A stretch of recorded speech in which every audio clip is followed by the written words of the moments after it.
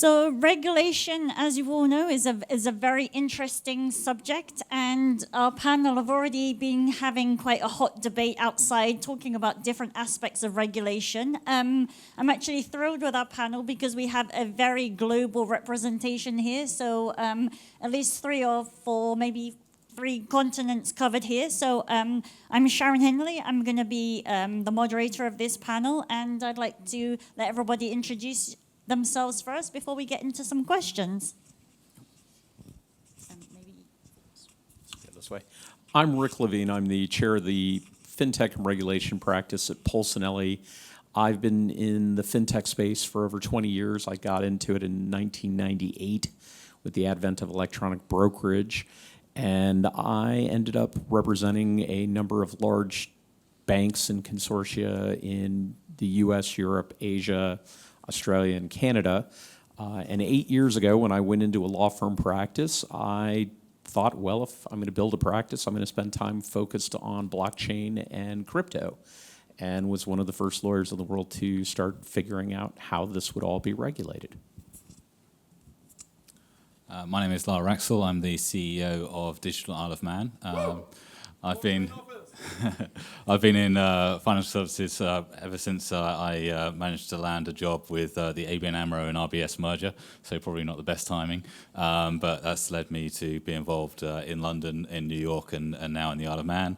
And my job is really to drive the economy, the digital economy of the Isle of Man forward, and fintech is one of those areas we're looking at.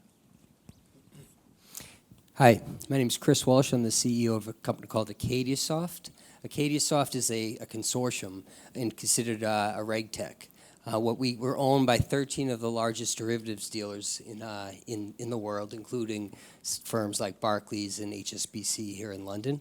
The purpose of AcadiaSoft is to develop industry solutions to common industry problems, largely the problems that stem from regulation, reconciliation, confirmation of information, reporting. We have about 800 clients on a platform. We have about 51 different fintechs plugged in to the platform that are operating with AcadiaSoft data using AcadiaSoft workflows. Good afternoon. I'm Simon Chantry, co-founder and CBDO of Bit.com. Bit.com was the Caribbean's first Bitcoin exchange, and we've since shifted to doing blockchain-based central bank digital currencies. We've engaged a number of central banks worldwide for developing custom blockchains for issuing their own national digital currencies. And then we have an associated software suite of blockchain-based mobile money applications, so mobile wallet, merchant app, enterprise management panel, AML compliance panel, and so forth. Thank you, everybody. So I think we've had some really great conversations this morning, and we've already talked a little bit about the SEC, the FCA, the Sandbox.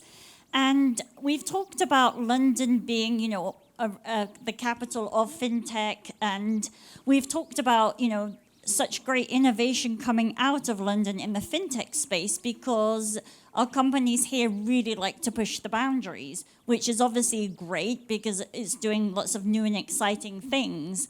But obviously, we have the FCA in the UK, the SEC in the US, other different jurisdictions across the globe. But I guess the question for the panel first is when we're thinking about regulation, I'm kind of curious, because all of you come from with different hats on, is really what are the regulators for? What is that kind of construct of what they're there for, and where are their boundaries where you see it? So maybe I'll just go through the panel and start off with a basic question. Well, as a fan of European football, I would say that we have to remember the regulators are like the referees on the football pitch. They're given a rule book. They have to call the penalties, they have to manage the game, and at times they have to give the yellow card or the red card.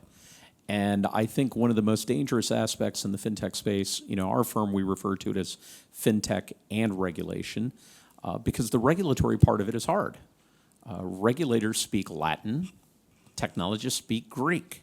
I'm the son of a computer scientist. I have to tell you, it's hard to speak with my father and to help him understand why this matters. And I think one of the most important things to realize in dealing with the regulators is that you have to have that dialogue. They are not knuckle-dragging troglodytes that don't understand technology. They do understand the technology, and they want to see it flourish, and they want to promote it. They don't want it to move to offshore jurisdictions that are havens for money laundering and problems, present company excluded, which are actually good jurisdictions. I think the regulators want to see a dialogue with the industry to help the regulators understand where the regulations need to be changed, the rule book needs to be changed, and then to implement that in the hope of promoting the advancement of the technology. So I kind of agree with that. I think the regulators are there to ultimately protect the consumers, but they've got to ensure they don't do that at the cost of stopping business and stopping fintech businesses from being able to move forward and succeed. They need to ensure that they don't stifle innovation. I think the language barrier between technologists and regulators is huge, and therein lies a lot of the problems, which is why in the Isle of Man we've put a buffer between businesses and the regulators to allow a bit more of a pragmatic dialogue. We work with many different businesses trying to understand exactly what the problems are and try to create use cases that match our regulatory roadmap so the regulator has other things to work with. They're not just reacting all the time. They've got a journey mapped out in front of them. Businesses know where they're going. The regulator knows where they're going. We're all agile, so that can change at any time, but having that general trajectory really helps try and drive it forward. But it's very, very tough for regulators to have those in-depth conversations with businesses directly. So having that sort of middle body between the two is proving to be very helpful. I agree with the points before. I would say one point where I see regulators expanding their role in a positive way is becoming collaborators. And I think, as mentioned before, it requires not only the regulators to become more technologically aware, which there are some initiatives out there that I think we'll talk about that are helping with that. It also helps. It also forces the fintech and the financial firms to open up to that type of collaboration too. Yeah, I just wanted to point out in the debate over lunch, one of the gentlemen mentioned that the ultimate goal of many regulators are to identify both counterparties to every single transaction that takes place. And given the nature of some of the cryptocurrencies that we've seen birth over the last decade, that's simply impossible to a large extent. And yet the regulators can extend their powers by way of regulating the exchanges and the onboarding ramps to at least perform half of or identify the counterparties wherever possible. So I would just say there are tools that have been also birthed as part of cryptocurrencies that enable them to do this, but it's going to be very difficult to do it to the full extent. I agree, absolutely. So this might be a bit of a loaded question, but I know, Lyle, we've talked a lot in the past, about you guys working very closely with the regulators and feeling it very important to help, the businesses that come through your company really succeed.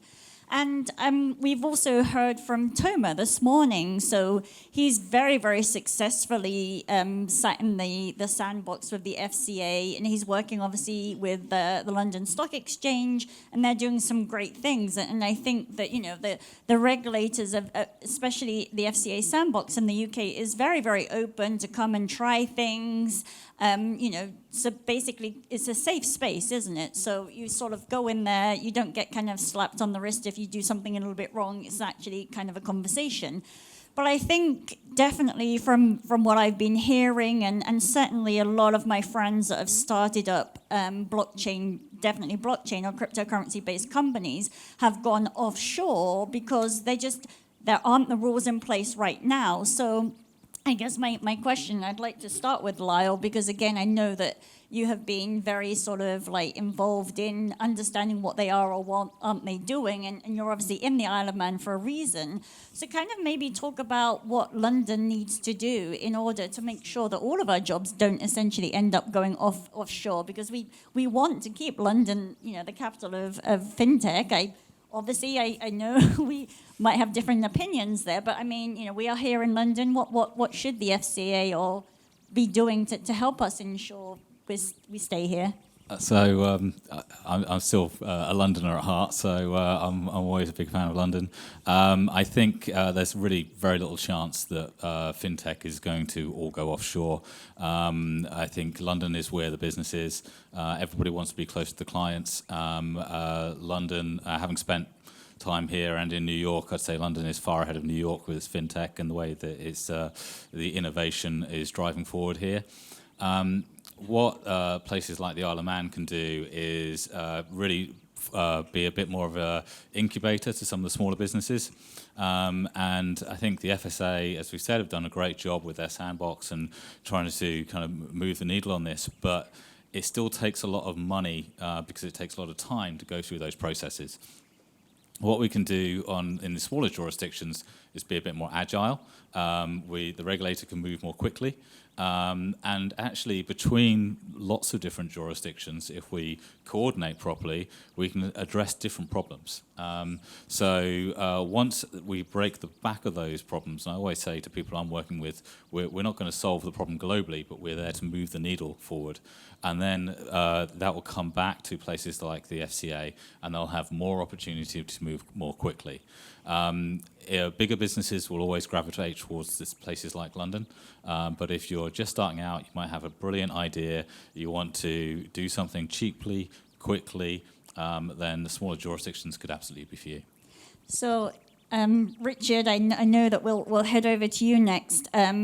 Obviously, I have a funky accent. I'm half English, half American. The SEC really scares me. So maybe, Richard, you want to comment. And I know that you're a big fan of regulation, and you're the referee in this match. So, I mean, maybe talk to us, maybe educate us that maybe not too familiar with the SEC, and maybe how that compares and contrasts with the FCA. And do you have an equivalent of a sandbox for people in the US? Well, I always like to remind people I'm a fan of the song by The Clash, and the lyric is, "I fought the law and the law won." When you go up against a government and you think you can avoid the rules of the pitch, they're going to get you.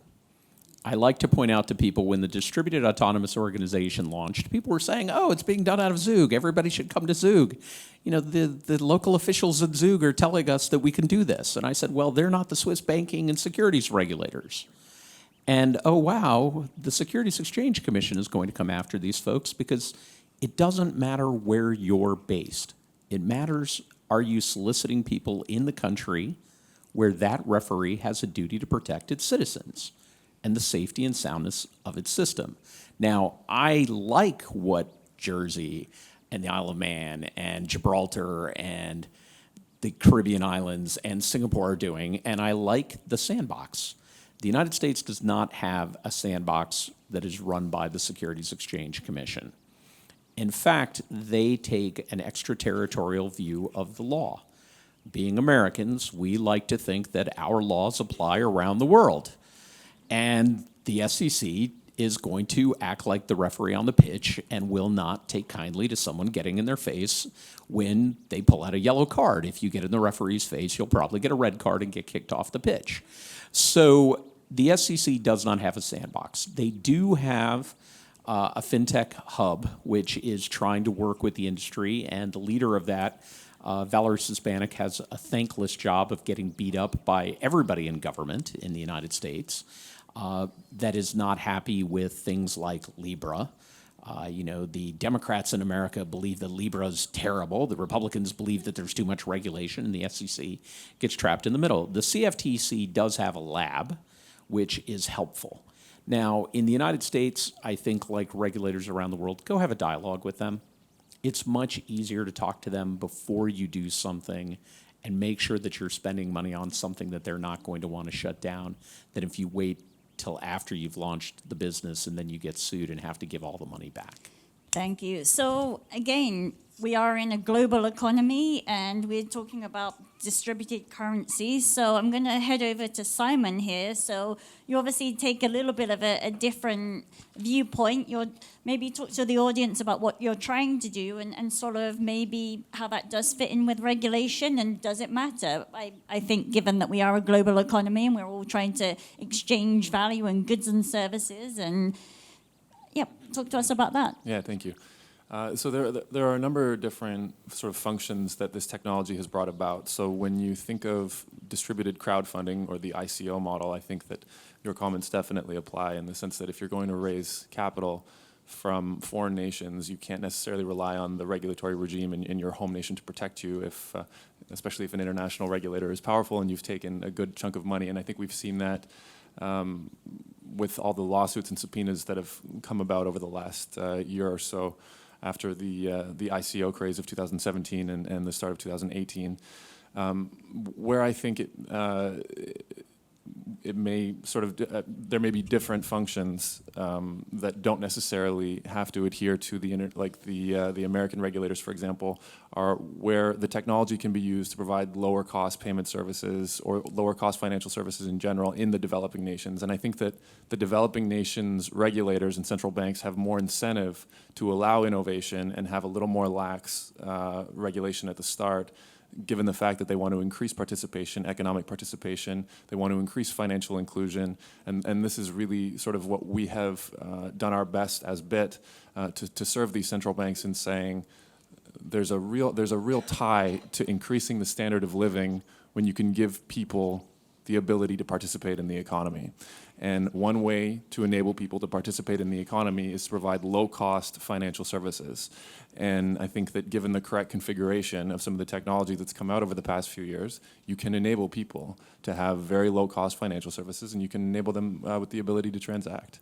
So, and then I guess in worst-case scenarios or more dire scenarios where you're seeing hyperinflation in nations, Iran, Turkey, Venezuela, et cetera, these assets offer the ability to safeguard their own people's wealth and generational wealth and whatnot. So there's so much different functionality that's enabled as a result of this technological evolution, and so it's absolutely. So one of the things that also always comes up, and we're going to have another debate tomorrow on FATF, is all about KYC, AML, all this good stuff. So it's very interesting. I used to work for the Royal Mint, and we got into blockchain and gold on blockchain, and everyone was kind of worried about how do you know who's exchanging these tokens, which is kind of a bit ironic because we kind of like, well, we make cash, and how do we know who's exchanging all these cash? And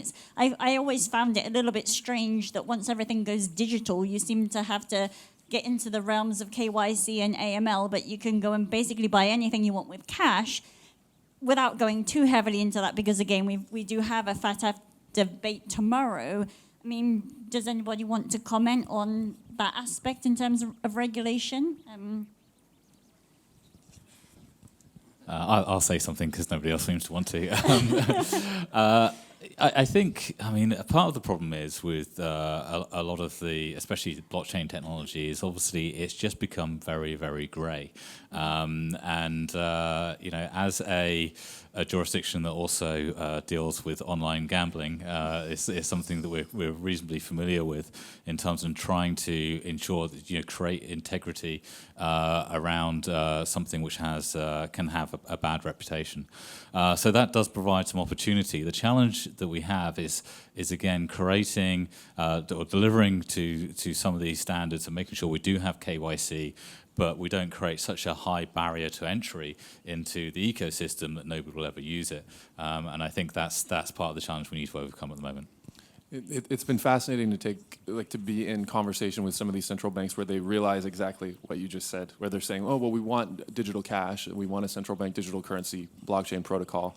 And then you point out that cash can be anonymous, and then they say, well, we don't really want that. But at least the light bulb does go on. So there are some really interesting configurations being sort of designed now that protect identity at certain levels, especially like the central banks will likely get aggregated data, but they won't be able to have direct access to identity. And then the wallet service providers will have their own sort of identity databases. So it's an ongoing discussion. It's fascinating to see it rear its head in the design stage. And it seems to go around in circles, doesn't it? Because 1 minute they're on one side of the fence and then the other. But so I think we have some questions from the audience. Obviously, you can read them as easily as I can. So I'm just going to throw this out to the panel. Does regulation stifle financial services or establish trusts? Dismemberment of Consumer Financial Protection Bureau in the US versus MiFID II in Europe, who wins? One last point on the points that were being made before. If you're using blockchain to launder money, you're an idiot. No, you are. I mean, it is not anonymous. It is a pseudonym. And once they figure out who that pseudonym is connected to, they know you. The gentleman, Ross Ulbricht, Dread Pirate Roberts, once they figured out who he was, I used to tell people, he's being prosecuted. He's going to probably spend 1 life sentence in prison. He's now spending 2. So when we talk about does regulation stifle financial services or establish trust, transactions only work if there is trust that transactions will be completed and that goods or services or currency will be exchanged. So I do believe that blockchain is an effective mechanism. If I'm a government official, I'm going to say, yeah, I love blockchain. It's a way that I can monitor currency transactions throughout the system. I can bring banking to the unbanked, and I can help promote a system that actually will be more compliant with the goals of preventing money laundering, criminal financing, and terrorist financing. Thank you. So does anybody want to tackle does regulation stifle or establish trust? I think the referee, as Richard said earlier, is a necessary part of the system. So whether it stifles or whether it establishes trust, I mean, I think in some instances you're going to look at it and it's going to provide a barrier to performing some steps that need to be taken. But you really have to look at it. It's a necessary function. And what's most important across the industry right now is that the regulators are working with those that intend to be fundamental utilities and fundamental services throughout the market.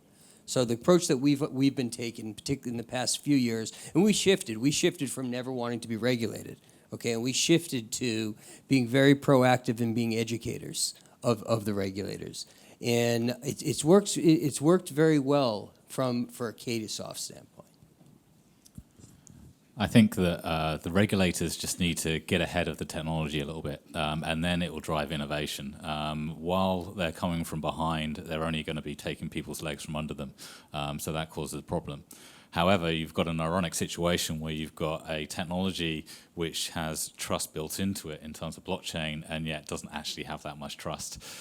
So regulators do need to create some rules so the public and the general consumers can start trusting what blockchain is.